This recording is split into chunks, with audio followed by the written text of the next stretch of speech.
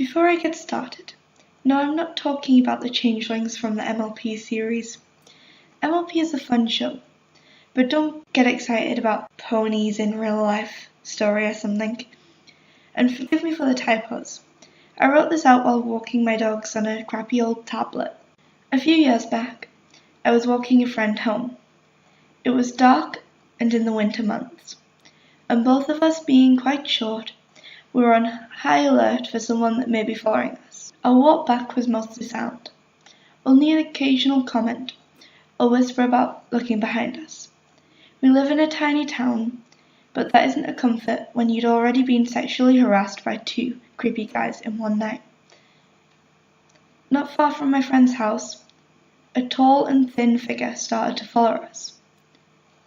Its face hidden by a hat, its head tilted downwards, though it was not walking any faster than we were. We hoped that this meant that it was just walking the same way, but it did still set us on edge. My friend more so. Something felt off about this figure. I couldn't put my finger on it until I bid my friend farewell as she entered her home. She invited me inside, of course, offered for me to stay the night, but I declined. I was at work the next day and didn't want to wake her after only a few hours of being asleep. Once she shut the door, I looked over my shoulder. The figure stood at the end of the small path leading up to the house. I turned to completely face it, raising a hand in greeting before approaching. As I said, something felt off. Not even exactly dangerous, but not exactly safe either. As I reached the end of the path, the figure raised a hand also, then started walking. Taking the hint, I walked beside it, looking up at it. It was about 6'10", maybe 6'11", much taller than me. I stood at around 5 feet and 2 inches, so really most people are taller than me. It turned to face me, revealing its appearance. The poor thing looked like a walking corpse. Cheeks sucked in, eyes shrunken, skin completely grey. It smiled at me before speaking. You aren't afraid of strangers walking around at night?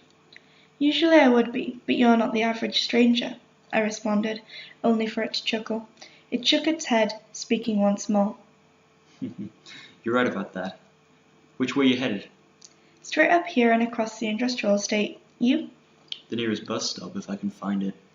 I found it odd that something not entirely human would be seeking out something as mundane as a bus stop. But I shrugged it off. Maybe fucked up things that go bump in the night like to travel as well. The last bus leaving my town should be coming up not long from then, and really there was no need for me to rush home. Against what should have been my better judgment, I spoke again. I can take you to it, if you don't mind a few questions. Ask away. We changed directions, taking a left turn instead of my usual right, heading towards the stop. What are you? The figure laughed a little. Awfully blunt of you, but I did agree to answer some questions. I'm a changeling. I hummed thoughtfully, looking at it once more. Why choose to look like a corpse? It can't be easy to pass for a human being looking like that.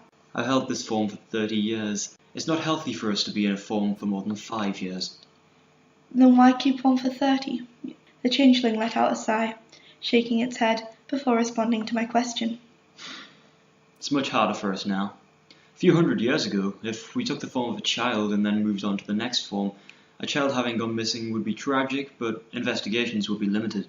We could change forms every 4 years or so.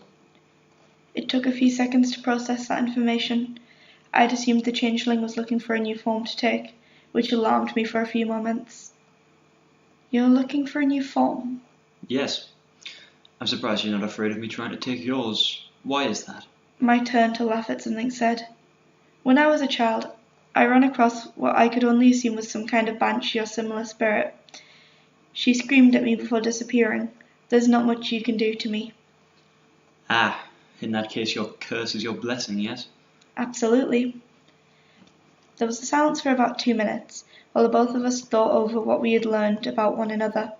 The bus stop only about 7 minutes away now.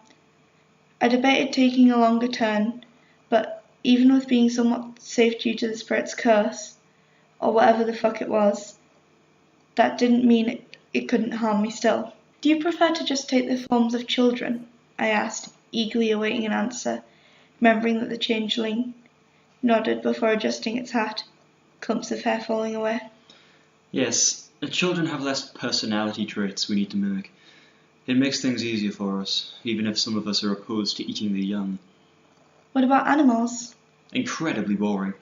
We like to live, not merely survive, much like yourselves. That left me silent for half a minute, not having really thought about it that way before. People just assumed undesirable things were terrible, really. They were just trying to get by. So you're getting on a bus to anywhere to find somewhere else? Yes, hopefully someone with a little more money than the child I stole the life of 30 years ago. I smirked and told him the best place to go for rich bastards. The arseholes were constantly bragged and literally spit on people if they weren't wearing things that were to their standards. Nobody would miss their entire family, let alone that one shitty brat that threw the rocks at the poor people's cars, even if it would just be replaced for a few years. We came to the bus stop and stopped under the shelter of it. The changeling glanced left and right, checking for the bus before looking at me. Thank you for your kindness. I would have been wandering all night if you hadn't brought me here. No problem. Thanks for not attacking my friend. I heard the rumble of the shitty old bus coming down the hill and nodded towards the road. Bus is here. He nodded in response, stepping out towards the curb as the bus pulled up, threw a grin over its shoulder at me. Stay safe, my friend. You too. I did try to find it after that, wandering through the rich brat estates, hoping it would recognize and approach me. Even if it had to throw a rock at me to fit in with its surroundings, I tried for a while, but ended up just having wasted the bus fare. It's probably a good job I never encountered it again. These things are pretty dangerous, and I was incredibly lucky that the things had played out the way they had.